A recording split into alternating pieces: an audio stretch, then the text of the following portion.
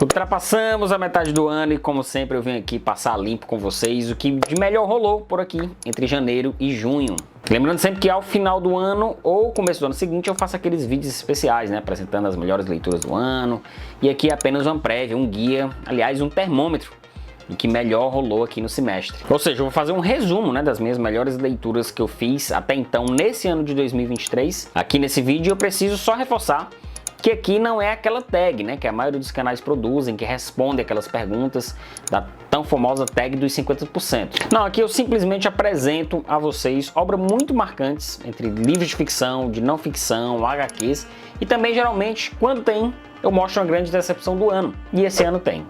Infelizmente tem um livro aqui nessa mesma pilha que, olhe, vou te falar. Mas enfim, sem muita enrolação, vou começar mostrando duas das melhores HQs que li esse ano, que são Incognegro, do roteirista Matt Johnson e do desenhista Warren Pleece. Nessa HQ, eles contam a história de um repórter afro-americano de Nova York que se passa por branco para mergulhar ali no sul dos Estados Unidos e investigar execuções de pessoas negras em fazendas isoladas. Infelizmente, esses eventos macabros foram recorrentes até meados do século XX nos Estados Unidos, né? Mas teve seu apogeu, na realidade, em décadas anteriores. E foram inspirados, inclusive, em jornalistas reais que conseguiam denunciar em jornais de circulação no norte do país essas execuções. O que mais me impressionou foi a capacidade dos autores de unir a temática social com um thriller policial e uma aventura nessa narrativa gráfica. A outra HQ que eu quero destacar nesse vídeo é esse drama familiar aqui, Os 60 Primaveras no Inverno, da ilustradora Aimee de Jong e da roteirista Ingrid Chabert. Aqui elas contam a história da Josie, uma mulher que completa 60 anos e está pronta para abandonar o marido e a família para tentar uma nova vida, a fim de recuperar sua liberdade e conhecer também novas amizades. Obviamente, tomar essa decisão não é fácil, ainda mais em idade considerada tão avançada. Mas a Josie topa o desafio e sai sem rumo dirigindo uma velha Kombi da família. As duas ilustradoras criam um clima realmente perfeito para representar a jornada e as dificuldades que uma mulher no auge dos seus 60 anos, casada, mãe de 2 filhos e com netos, tomou.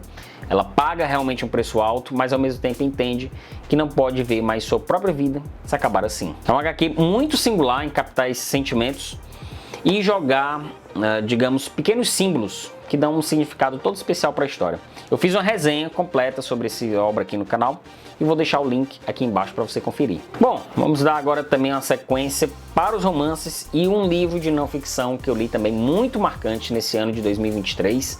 E é importante eu destacar que aqui não é a apresentação dos livros, não significa que é um ranking, né? É apenas uma ordem completamente aleatória. Mas para abrir essa lista, eu acho justo começar com um dos livros mais impactantes que li nos últimos tempos, que é este pesadíssimo, violentíssimo Meridiano de Sangue, do escritor norte-americano Cormac McCarthy. Nessa obra, a gente acompanha a história de um garoto sem nome que adentra no bando do mercenário John Glenton, famoso caçador de escalpos indígenas. E essa história se passa em meados ali do século XVIII e vamos acompanhando essas aventuras, né? Aventuras e desventuras desse grupo de homens que tem apenas o desejo de matar como companheira. Esse livro se tornou um dos mais celebrados romances contemporâneos e aí dá realmente pra gente entender por conta da agudeza da linguagem que mistura aridez, violência, poesia num texto absolutamente sem igual do Cormac McCarthy. Eu também já fiz uma resenha sobre esse livro aqui no canal e que eu desenvolvo mais das ideias, eu diria, esmagadoras que esse livro nos impõe. E o vídeo ficou bem legal e você pode assistir depois que terminar esse vídeo aqui. Vou deixar tudo linkado aqui embaixo. Agora descendo dos Estados Unidos para a América Latina, nós temos esse aqui, ó, As Viúvas das Quintas-Feiras, da escritora argentina Cláudia Pinheiro. É um livro que teve grande repercussão e alçou a Pinheiro a uma das mais celebradas autoras da Argentina, mas que aqui no Brasil, por algum motivo que eu desconheço, ou estou falando uma grande besteira, não chegou para ter assim uma grande repercussão. Aliás, deixa um comentário aqui se você já leu esse livro, que conta uma história muito bem montada sobre um condomínio de classe média alta, em que um grupo de amigos, os pais de famílias ali, se encontram todas as quintas-feiras para jogar baralho, beber, conversar sobre suas vidas confortáveis e cheias de verdades. O que ocorre é que numa dessas quintas-feiras, desse tradicional encontro, ocorre uma grande tragédia envolvendo esses homens e a partir disso a gente passa a viver o cotidiano dessas famílias em forma de flashback. O grande lance desse livro é retratar muito bem os estereótipos e os arquétipos dessas pessoas ricas, né, com suas famílias supostamente felizes, mas que na real vivem em crises emocionais e financeiras. Mas tudo isso, claro, sem descer do salto. É uma narrativa muito envolvente e muito bem montada, dezenas de personagens, e a gente não perde o fio da meada em nenhum deles. E para manter ainda nossa lista ainda na Argentina e ainda em literatura contemporânea, eu destaco aqui As Coisas que Perdemos no Fogo, da escritora Mariana Enríquez, né? Aqui a gente tem uma coletânea de contos, essa autora cada vez mais influente e notável na literatura latino-americana, que é a Mariana Enríquez. São 12 contos que perpassam pelo horror, o grotesco e o absurdo. Nelas temos histórias de violência sexual unidos com conflitos sociais externos, por exemplo, que num determinado momento da leitura podem nos enganar, nos jogando para um entendimento totalmente diferente do que a história propriamente quis dizer numa interpretação inicial. São narrativas muito instigantes e extremamente bem construídas dessa autora que, como falei, vem realmente se destacando como uma das mais importantes da literatura latino-americana da atualidade. Esse próximo que eu vou citar é um dos grandes romances em língua inglesa que eu já li, mas que infelizmente está esgotado em território brasileiro, que é O Mar, o Mar, da irlandesa Iris Murdoch. Aqui nós temos a história de um notável teatrólogo de Londres que decide sair dos holofotes, sair do seu círculo social londrino, muito badalado, né, para viver numa casa isolada na frente do mar, numa cidadezinha do interior. Lá ele vive como um ilustre desconhecido, né? Escreve um livro de memórias, que ora vira um romance e ora vira um diário, né? Mas essa obra que está sempre em construção desse protagonista é a nossa visão dos acontecimentos na vida desse sujeito. E no que parecia um fim de vida tranquilo, pacato, isolado, toma uma reviravolta com o reencontro de um antigo amor de juventude, que ele se vê como um personagem de um drama shakespeariano dos mais trágicos. E o livro é longo, com certos exageros narrativos, da intenção de colocar esse homem tão dentro desse redemoinho dramático, mas ao mesmo tempo ele é um livro tão gostoso de ler, tão tradicional em sua estrutura, que se torna um livro muito agradável de ler. E eu realmente gostaria muito de ler outras coisas da Iris Murdoch, mas acima de tudo gostaria de ver esse livro reeditado aqui no Brasil. Eu acho ele muito rico, com muitas metáforas, muitas nuances e acima de tudo um livro, personagens se atrás, sabe, nessa narrativa longa. Enfim, em breve eu vou me aprofundar mais sobre esse livro, pois realmente eu tenho muita coisa a falar sobre ele aqui no canal.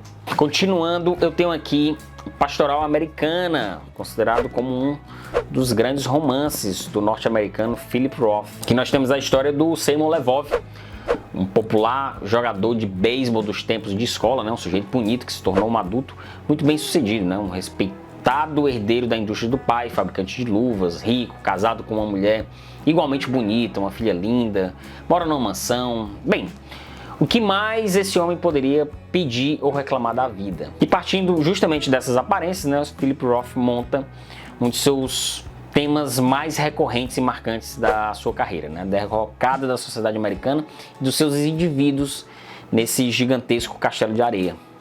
Mas sim, o sueco Levov, protagonista dessa obra, está vivendo em ruínas, perdidos e não sabe o que fazer da vida para se manter como um bom marido, um bom filho, um bom patrão e, acima de tudo, sendo um bom pai, já que justamente ele é atingido em cheio por um crime que sua filha adolescente, tão linda, especial, sua herdeira, sangue do seu sangue, cometeu na pequena cidade em que eles vivem. Esse é um livro que fala muito de hereditariedade e essas consequências dessa hereditariedade, como ela, de certa forma, reverbera para além do seio familiar, né, supostamente perfeitinho.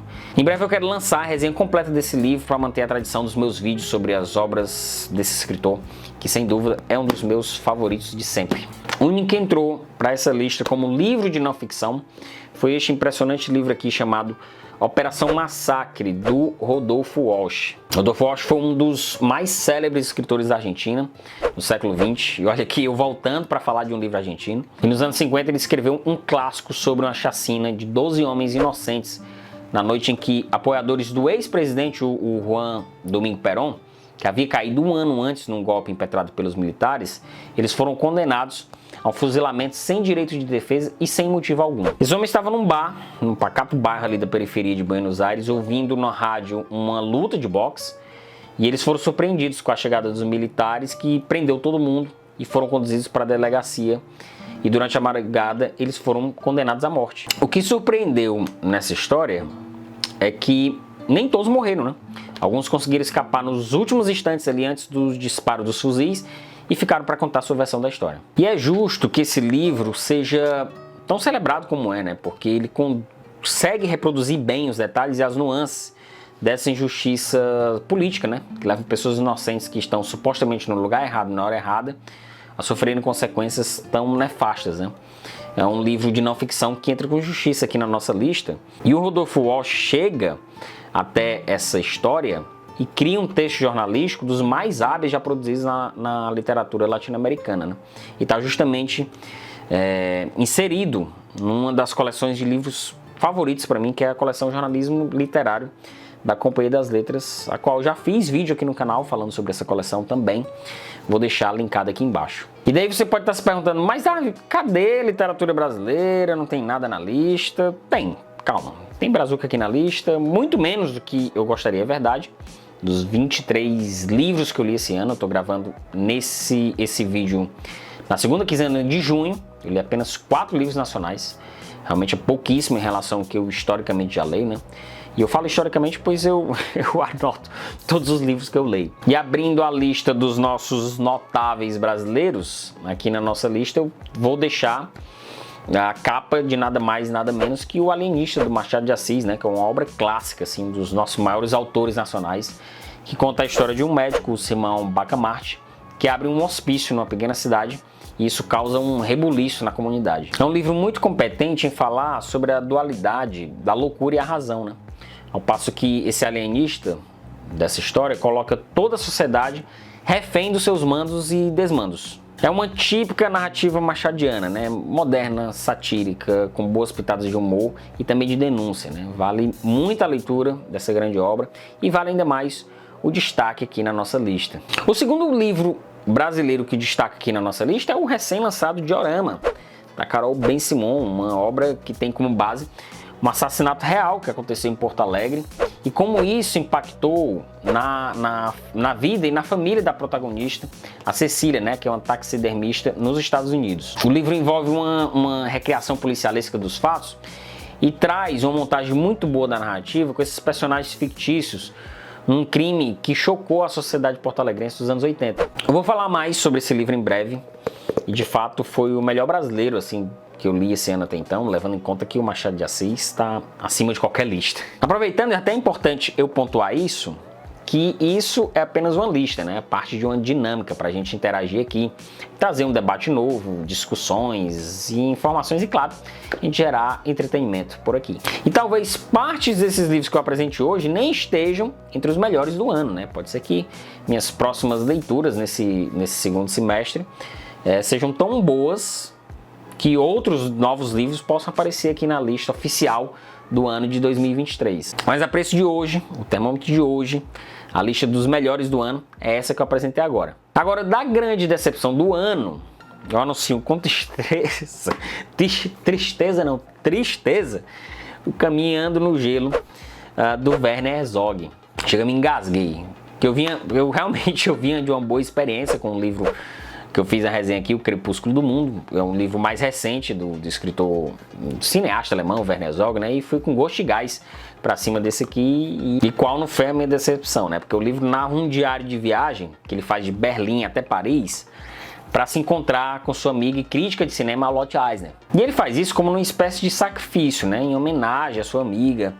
E vamos dizer, uma possibilidade de refletir sobre a vida, né? E ele vai relatando isso em forma de diário, mas a narrativa é toda truncada, as metáforas não combinam, o ritmo é ruim. E é um livro tão curto, e eu demorei semanas e mais semanas para ler, eu fiquei com uma péssima sensação de propaganda enganosa com a declaração do Herzog, que disse que gosto mais desse livro do que todos os meus filmes. Não, meu amigo, calma. Você realmente tem filme... Você tem filme e livros melhores, inclusive. Bom, pessoal, essa foi a nossa listinha. Agora eu vou pedir gentilmente que você também escreva aqui as suas melhores leituras do ano aqui na aba de comentários. Esparrame aqui suas leituras e as suas lamúrias também dos piores. Eu vou adorar acompanhar as dicas de vocês. E também lembre de deixar o like se você gostou desse vídeo.